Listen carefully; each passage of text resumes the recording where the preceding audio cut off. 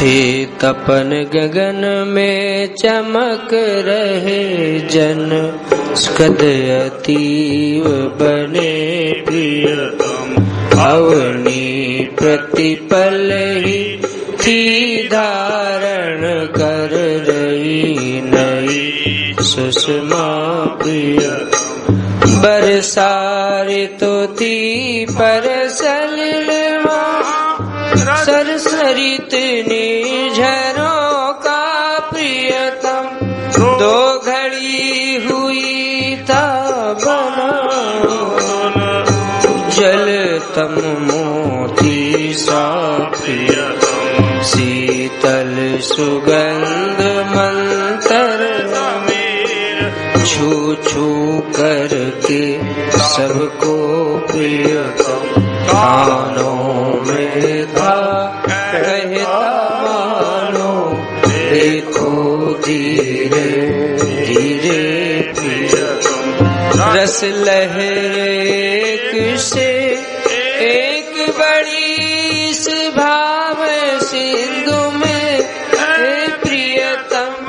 आने वाली तुम अवगान, निर्वधि करते रहना प्रियतम। तेज किरण वाली रत में जब ठीक माथे नभ में प्रियतम। आए बस उसी संधि पर थी आई कन्या की प्रियतम।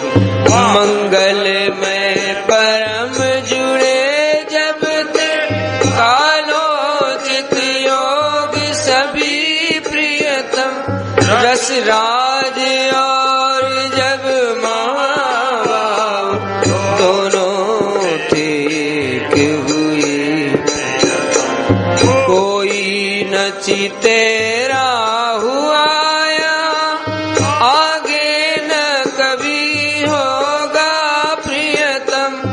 जो चीत सलोनी नप की उस बेटी का शैल के प्रियतम।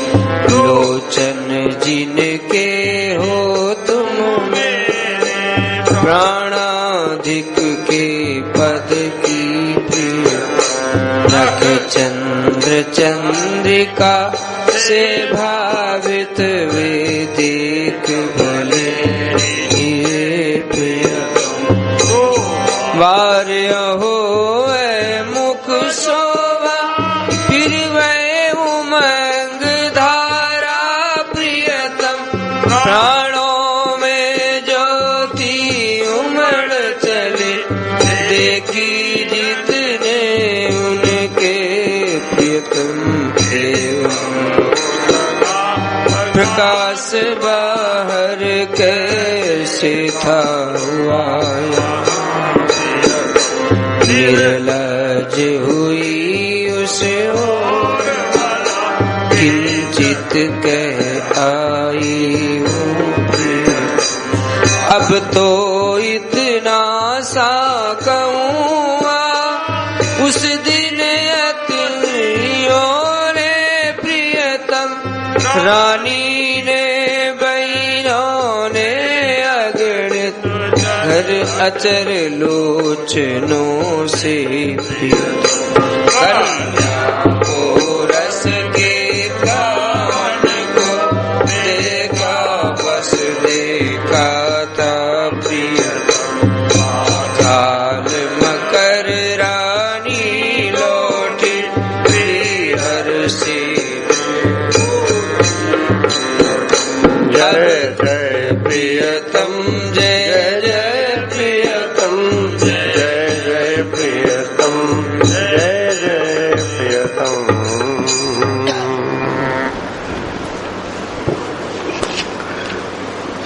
मकर संक्रांति पर महारानी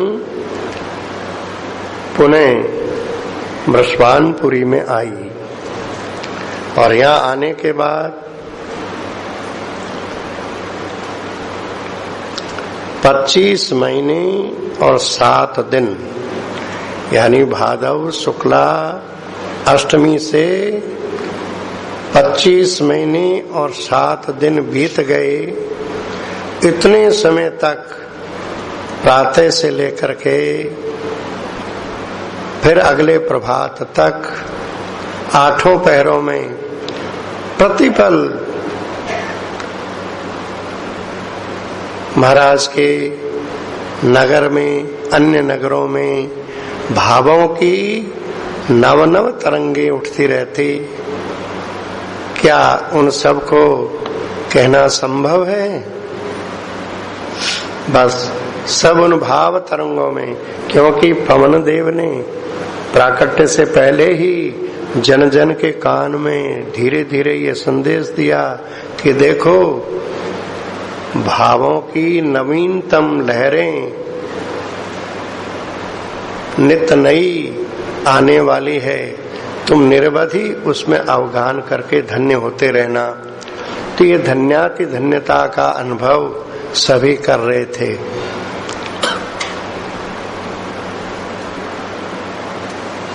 इतने दिनों के बाद शरद पूर्णिमा आई। इतने दिनों के बाद फिर शरद पूर्णिमा आई तो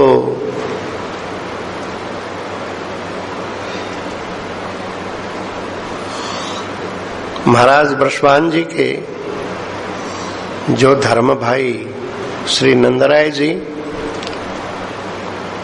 जिनकी गोपेश पदवी विख्यात है, उनके यहाँ शरद पूर्णिमा का उत्सव हो रहा था। शरद पूर्णिमा का उत्सव हो रहा था। और एक बात, जिस दिन ये लली इस धरा पर प्रकट हुई, उसके ठीक 15 दिन पहले इन्हीं गोप वर्य महामहिम को एक ऐसा पुत्र हुआ जो अहीर कुल का उजियारा था, सबके नैनों का तारा था। तब से इन दोनों भाई धर्म भाइयों ने ये निर्णय किया कि अब शरद ऋतु, वसंत ऋतु आदि में जो जो उत्सव हम लोग मनाते हैं, दोनों परिवार मिल के करें। चाहे बृषभान में पूर्व में करें, चाहे नंदगांव में करें, पर अब दोनों परिवार सम्मिलित होकर के उत्सव मनाएंगे। इसलिए आज नंद बाबा के यहाँ शरद पूर्णिमा का उत्सव हो रहा है और बृषभानपुर से महाराज सपरिवार आए हैं। अरे सपरिवार क्या है, वहाँ की सारी प्रजा आई है। और प्रजा क्या, 10 दिन का गोदी में बालक है, उसको भी लेके उसकी मैया आई है। 10 दिन के बालक को भी लेकर के आई है। अर्थात कोई वंचित नहीं रहा है। इस उत्सव में सभी सम्मिलित हुए हैं। और इधर नंद बाबा के नगर के नर नारियों का उत्साह भी निराला है कि बरसाने से जो जो आए हैं उनका कैसा हार्दिक स्वागत कर रहे हैं, कैसा हार्दिक स्वागत कर रहे हैं। अब ये दोनों धर्म बंधु भगवान श्री नारायण के विग्रह का 64 उपचारों से अर्चन करके कृतकृत्यता का अनुभव कर रहे हैं। और पूजा के बाद में पूजा संपन्न होती है संकीर्तन से। तो नंद बाबा ने कहा कि आप सब लोग हम उद्दाम संकीर्तन करेंगे। उद्दाम संकीर्तन का अर्थ होता है कि सभी लोग अपने अपने ढंग से उत्साह पूर्वक कीर्तन करें। लय ताल की बाध्यता नहीं है। लय ताल उसमें मिल जाए तो ठीक है, पर यदि लय ताल नहीं भी मिले तो उसमें किसी को टोको मत, उसको अपनी मस्ती में कीर्तन करने दो। यही उद्दाम नाम संकीर्तन है, जहाँ कोई बंधन नहीं है, केवल भाव सम्मिलित होकर के। यद्यपि उद्दाम नाम संकीर्तन बाबा राधाष्टमी पे करवाते थे और बाबा का शुरू से एक स्वभाव रहा है, संगीत के जानकार होने के नाते संगीत जानने वालों में एक खास बात होती है, उनको कोई लय ताल बिगाड़ता है तो अच्छा नहीं लगता।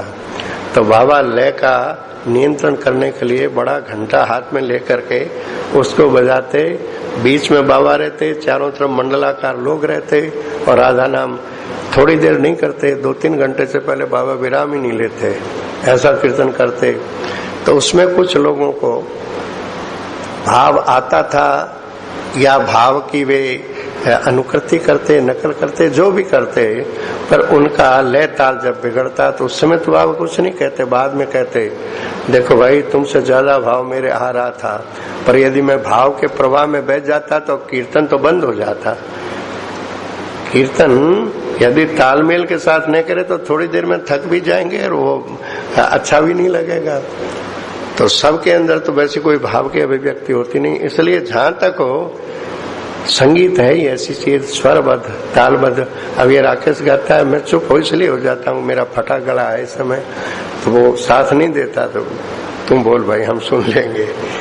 तो क्योंकि फटे गले से अभिव्यक्ति ठीक नहीं होती। सरस पाठ है, इसका सुंदर कंठ से पाठ हो वो अच्छा है।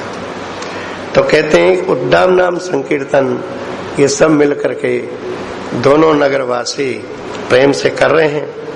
स्वर में स्वर मिलाकर, स्वर में स्वर मिला करके ये सब नाम गान कर रहे हैं। नंद बाबा के यहाँ तो श्रीमन नारायण नारायण होता है, भगवान नारायण का 64 उपचारों से पूजन किया है।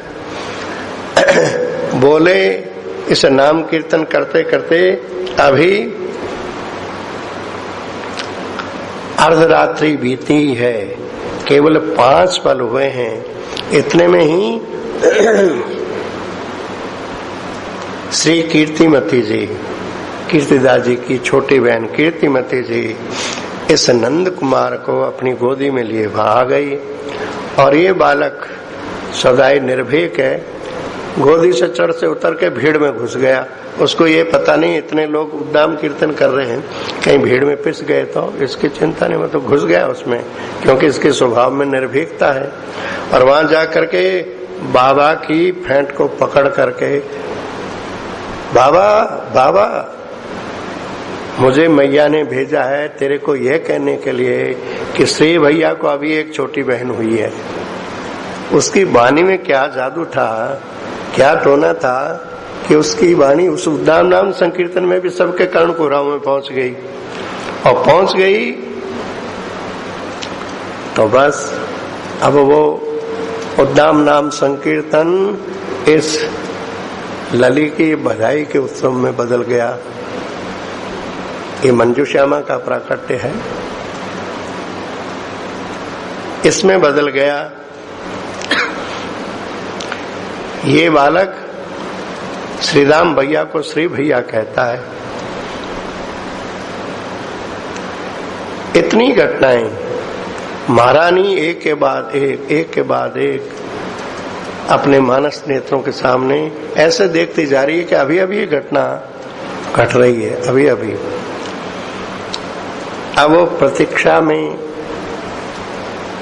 उत्तर की प्रतीक्षा में लाडली राधा कितनी देर धैर्य रखे।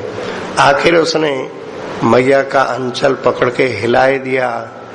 अरे मैया तू क्या सोच रही है, अरे मुझे बता तो सही, क्या मैं सुंदरी वन से पुष्प चयन करने जाऊं?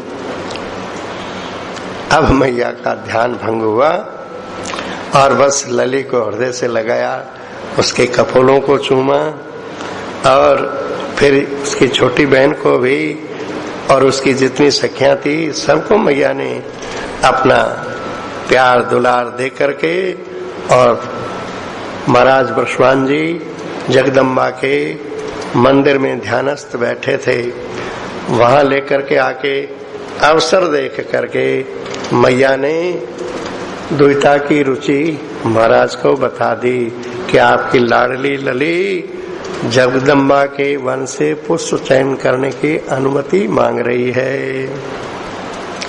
और ये सुनते ही ब्रष्पान जी के नेत्रों से झरझर अश्रु प्रवाह बहने लगे। अब देखिए अंतस बात जो उनको मालूम है, इसलिए नहीं तो कोई ऐसी बात थोड़ी सुनाइए कि जैसे उनकी आंखें झरने लग जाए। प्रेमाधिक्य में, स्नेहाधिक्य में ब्रष्पान जी की आंखें झरझर अश्रु बिंदु बहा रही है और धन्यता का अनुभव कर रहे हैं। ब्रष्पान जी अतिशय धन्यता का अनुभव कर रहे हैं, क्योंकि जिस दिन श्री राधा के अवतरण की भूमिका बनी थी और महाराज अत्यंत विकल हुए थे। महारानी ने कहा जाओ जगदम्बा से पूछो। तो जगदम्बा ने आगे होने वाली घटनाओं का विवरण सुना दिया था और ये भी कह दिया था कि ये लली जब 7 वर्ष की होकर के मेरे वन में आने की इच्छा कर ले तब समझना कि ये एक ऐसा खेल खेलेगी जो पूरे विश्व को,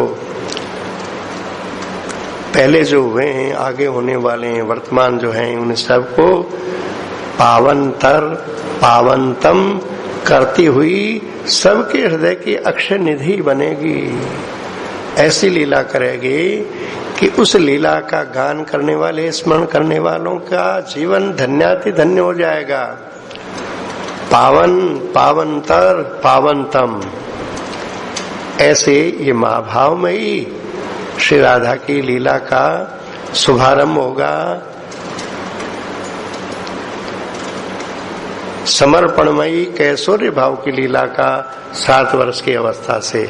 7 वर्ष की अवस्था तक तो अत्यंत लाड़ चाव में ब्रज बाबा की मैया की गोदी में और महलों में, उद्यानों में भेंगी सी, तितली सी खेलती रही और वो शैशव काल उसका इतना अधिक सुखद था कि जो देखता उसी के प्राणों में बस जाती थी, जो देखता उसी के प्राणों में बस जाती थी।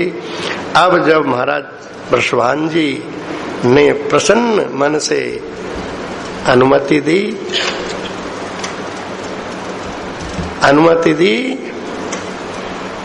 गदगद गिरा है महाराज के, बोल नहीं पा रहे हैं। पधारो, ये संकेत होते ही महारानी कीर्तिदा इन श्री राधा को, राधा की अन्य सहेलियों को वस्त्राभूषणों से सुसज्जित कर देती हैं और वन में जाने की त्वरा है, क्योंकि सुन रखा है कि अति सुंदर वो उद्यान है, सुंदरी वन अति सुंदर है। अब तक क्यों नहीं गई मैं, आज अचानक ऐसी त्वरा जगी, क्योंकि भगवती लीला शक्ति की योजना है। 7 वर्ष की हो गई ना, अभी ये पट परिवर्तन हुआ है, अब तक तो इस पर पर्दा डाले हुई थी योग माया। अतः वो कैसे जा रही है, बड़ा सुंदर यहाँ पर संकेत दिया है।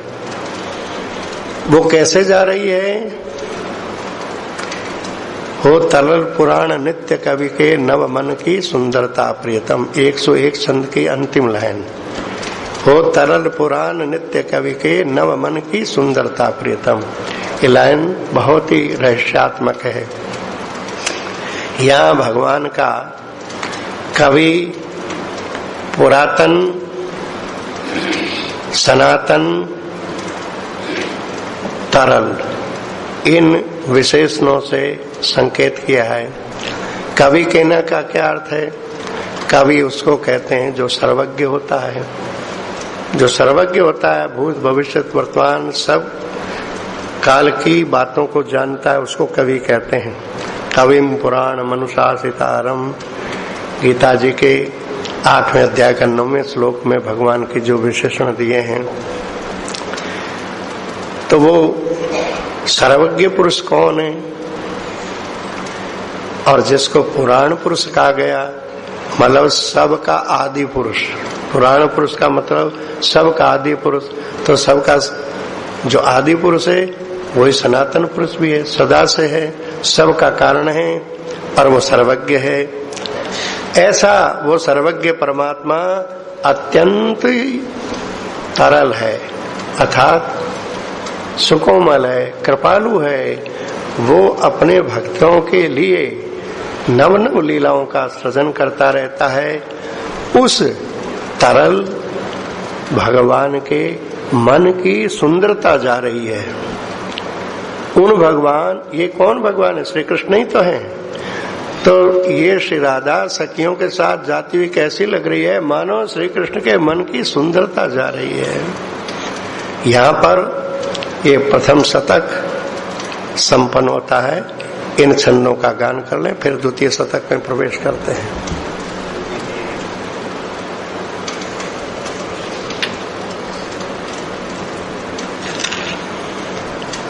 बीती थी वह अर्धनिशा, पल 5 वे बस थे प्रीतम। 94 छंद संख्या 94।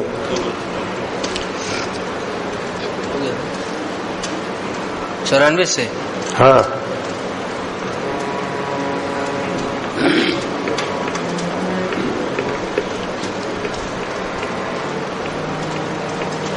बीती बीती थी वह अर्धनिशा, पल 5 हुए बस थे प्रियतम। गोपेश पुत्र को ले आए, रानी की बहनवा प्रियतम। चंचल बालक वह उतर पड़ा, जल्दी से गोदी से प्रियतम। भयहीन सदा वह था, झट से घुस पड़ा भीड़ में प्रियतम। वह नृपति पुत्र को श्री भैया संबोधित था करता प्रियतम।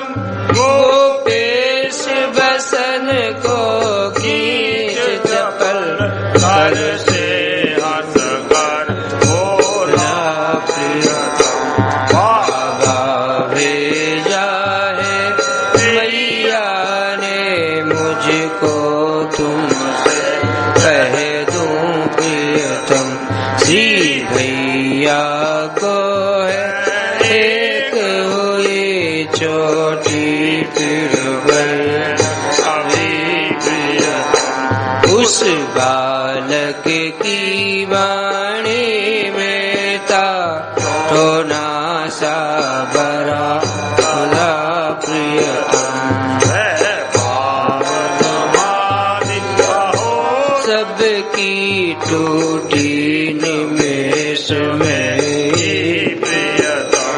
नारायण का वह सारदी, सब उन नरपति की प्रियतम। कन्या की महाबधाई में परिणत हो गया महारानी। क्षण में मानो घटी अभी इन उपरयुक्त घटनाओं की देख गई फिर से मैया। क्या है तू सोच रही, कह कर जब पुत्री ने उनके अंचल को खींचा था, टूटा सपना प्रिय। पुत्री के अधर कपोलों पर वत्सलता के रस से प्रिय। पूरित वह चिन्ह अनेक बार अंकित कर फिर अपनी प्रियतम। छोटी बेटी को सखियों को जो वहाँ बड़ी की थी प्रियतम, वैसे ही रस दे कर ले कर सबको दिवे आई प्रियतम। अर्चन मंदिर में राजा थे, जानस्त हुए बैठे प्रियतम। रानी ने बतला दी उनको दुहिता की जो रुचि थी प्रियतम। झर झर कर लगे नयन वाले, नरपाल निहाल हुए प्रियतम। मानस तल में वह बात जब देवी की कही हुई प्रियतम। होकर जब 7 बार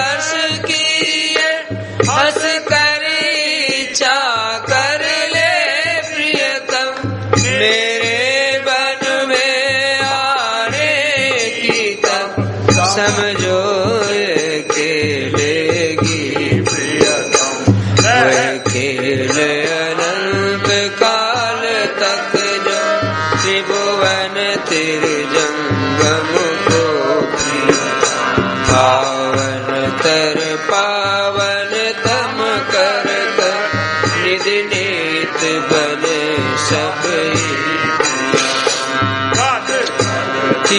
गिरानपति ने ते दी अनुमति जाने की प्रियतम सबको भूषण परिधानों से रानी ने सजा दिए प्रियतम चली तुरंत उसी वन में प्रसरित हो जैसे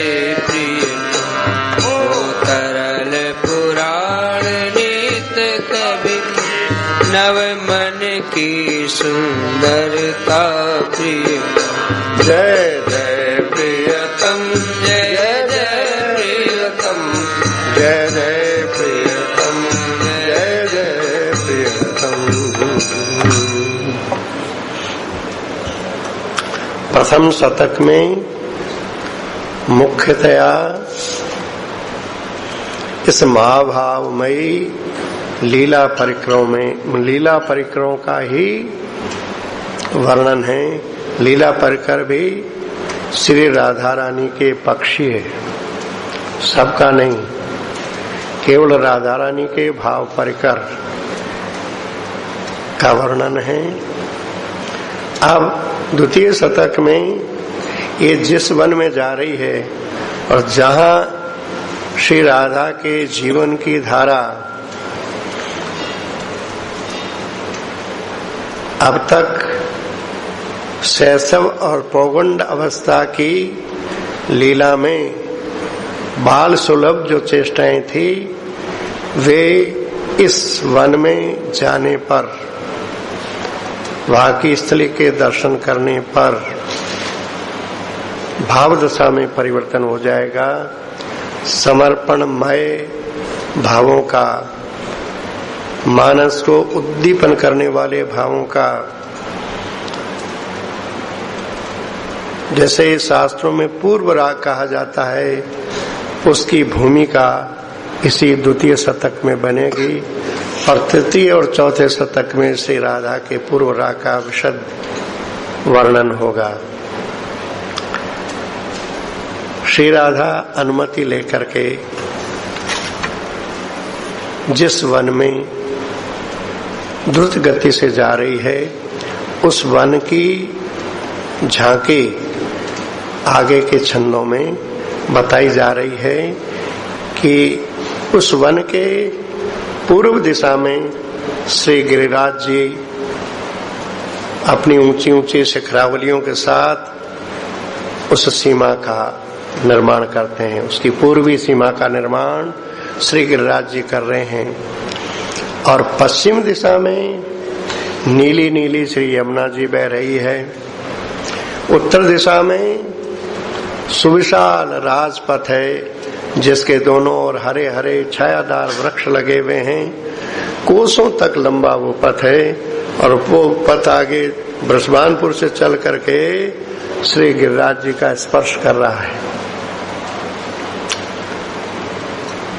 इस गिरिराज जी से पर्वत से एक छोटा सा झरना बहता रहता है। वो ऐसा झरना है कि वर्षा ऋतु में भी उसका जल मोती सा चमकता रहता है।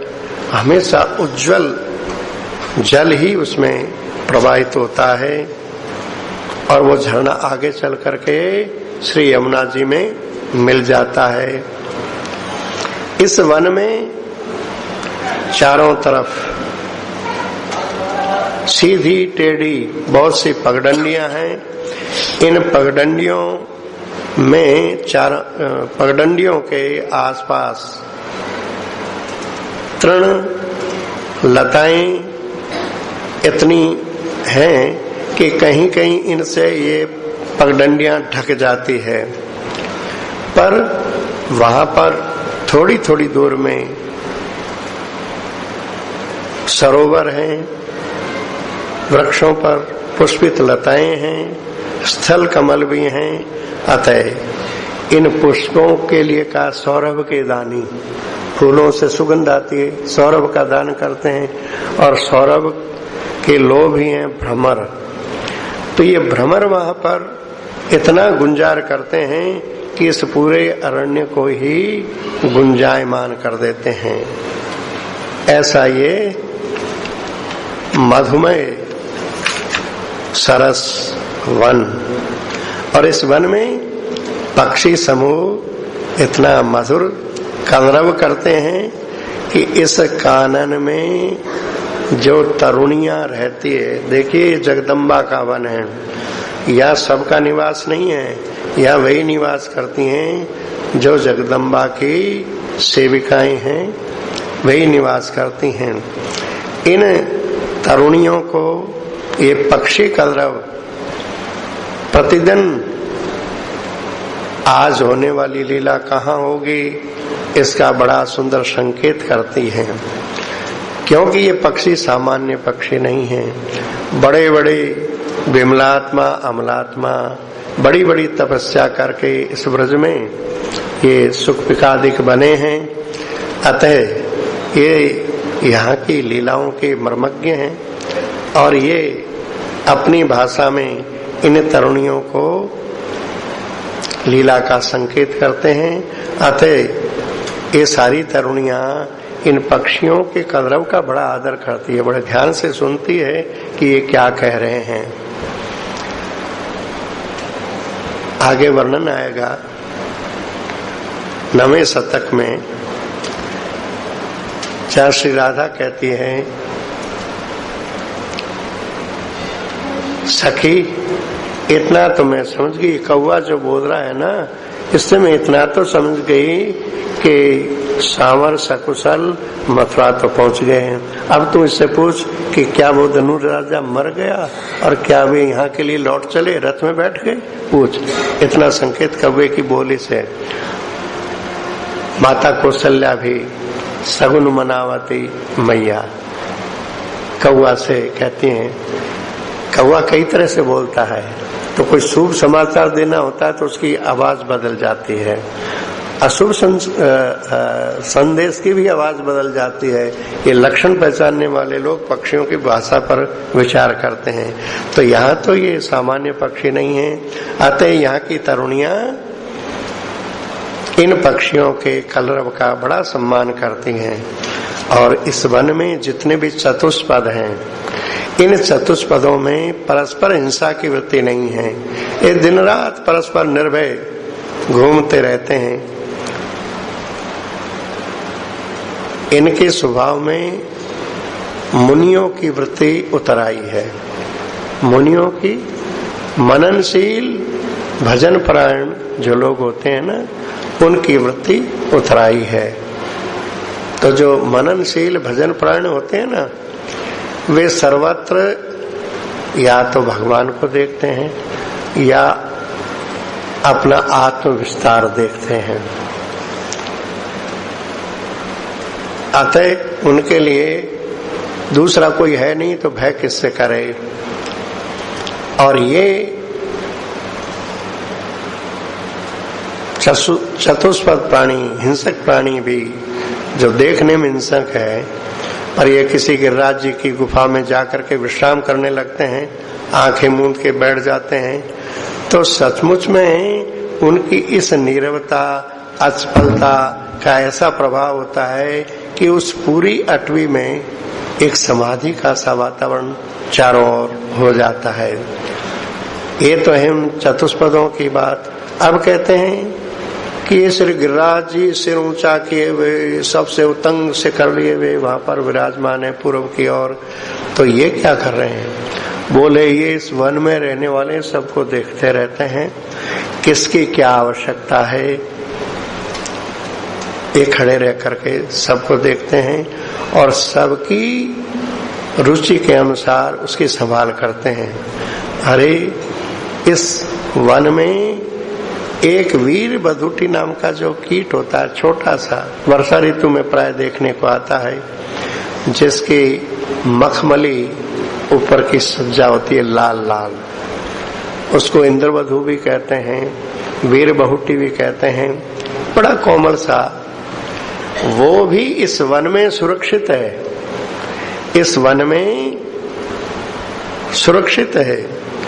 उसको भी समय पर आहार पहुंचाना श्री गिरिराज जी का काम है।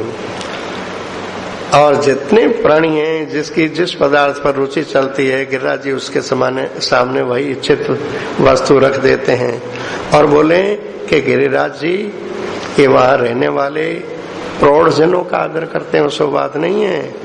ये छोटे छोटे बालक जो हैं, उनको भी खेलने के लिए नीलम, लाल और पुखराज जैसी चीजें सामने रख देते हैं खेलने के लिए, क्योंकि गिरिराज जी के स्वभाव में समता, धीरता, प्यार वितरण ये अनोखा है, निरुपम है। ये सारे गुण अपने आप में समेटे हुए गिरिराज जी इस वन के रहने वालों की संभाल करते हैं। अतः श्री राधा कहती है, हे प्रीतम, इस वन का वर्णन करने के लिए मैं अपनी दृष्टि गिरिराज जी की दृष्टि से मिला के वर्णन करूंगी तो ठीक होगा। यहाँ एक बात विचारणीय है, इस गीता वाटिका में बाबा के इस काव्य में बाबूजी के प्रति भी संकेत हैं कि वो धीर, गंभीर और सबके प्रति प्यार वितरण करने वाले, सबकी आवश्यकताओं का ध्यान करने वाले। श्री कृष्ण और गिरिराज जी में अंतर है क्या? श्री कृष्ण ही कहते हैं शैलोष्मी, मैं ही गिरिराज हूं। तो जो श्री कृष्ण के गुण हैं और श्री कृष्ण ही तो नीलम के पिंजड़े बने हुए वाटिका में हैं,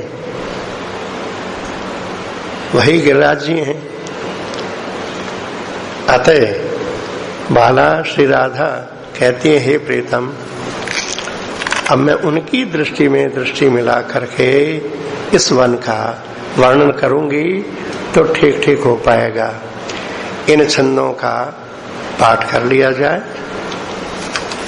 आज का पाठ यहीं तक रहेगा। छंद संख्या 102 से 110 तक पाठ कर लें। फिर इस वन में क्या क्या स्थलियां हैं उसका वर्णन कल से, और कल ही तृतीय शतक में भी प्रवेश कर जाएंगे।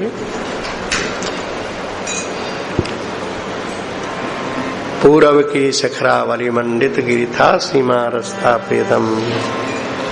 पूरब की शिखरावली मंडित गिरी था सीमा रचता प्रियतम। कानन से जुड़ी प्रतीजी में प्रसरित नीली सरिता प्रियतम। सुविशाल राजपथ उत्तर में ब्रह्मजालों से छाया प्रियतम। चल कर कोशों तक चूड़ेगा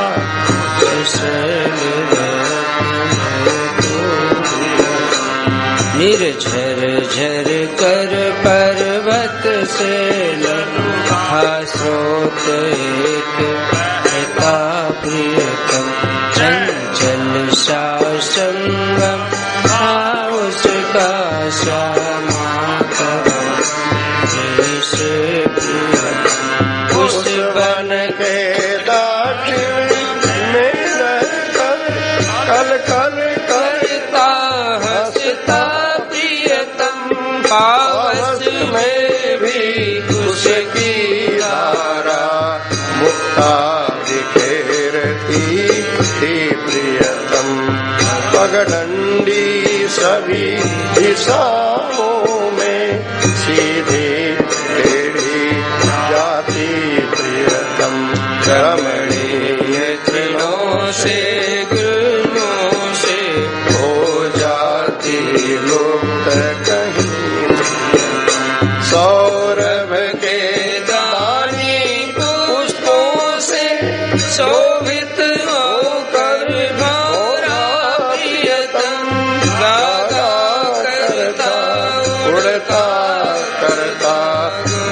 चित अरण्य को हे प्रियतम।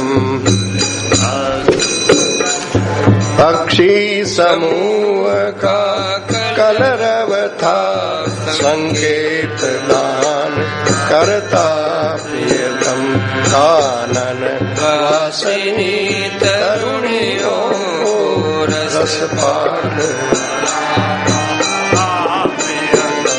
जीवन की धारा किधर मुड़े भावी क्या है इसकी प्रियतम। सच्चा प्रतीक इसका वे था आदर वे सब करती प्रियतम। उस वन के किसी पद में हिंसा की वृत्ति न थी प्रियतम। दिन रात परस्पर निर्भय वे सुख से घूमा करते प्रियतम। उनमें मुनियों की दृष्टि होती स्वतः उतर आई प्रियतम। मानो एकात्म भाव मन में वे लिए हुए सब थे प्रियतम। जो दरी एक से एक बड़ी शोभा में गिर की थी प्रियतम। उसमें वे जब करने लगते विश्राम आँख मूले प्रियतम। उनकी नीरवता अचपलता संचारित कर देती प्रियतम। पूरी अटवी के प्राणों में मुद्रा समाधि जैसी प्रियतम। उस और सैल के कण कण में मानो चेतनता थी प्रियतम। वह खड़ा सतत देखा करता ऊंचा सिर किए हुए प्रियतम। क्या है उस वन में कहाँ इसे क्या आवश्यकता है प्रियतम। फिर वहीं खड़े रहकर ही वे सबको संभाल लेता प्रियतम। अक्षत तो एक ओर रहती वह वीर वधूरी भी प्रियतम। फिर भी था यथा समय देता सबको आहार बना प्रियतम। जिसकी जिस पर चलती रुचि थी उसके समीप उसका इच्छित फल और उसे सुख से हर देता। वह करे प्रौढ़ जनगणना का आदर यह बात नहीं प्रियतम। शिशु तक को नीलम लाल और पुखराज राशि देता प्रियतम। समता धीरता प्यार वितरण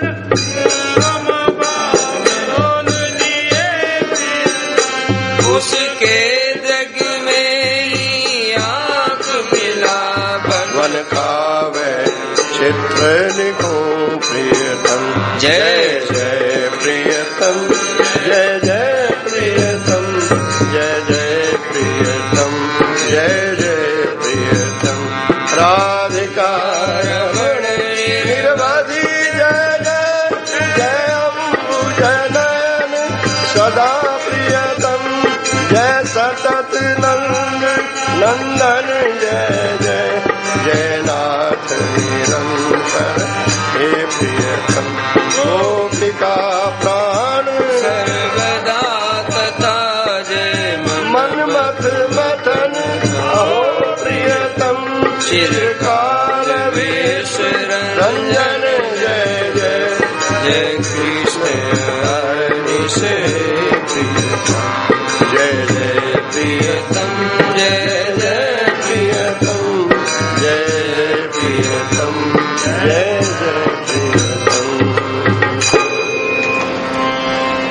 बिहारी जी को बुला लो, भोग लगा दें।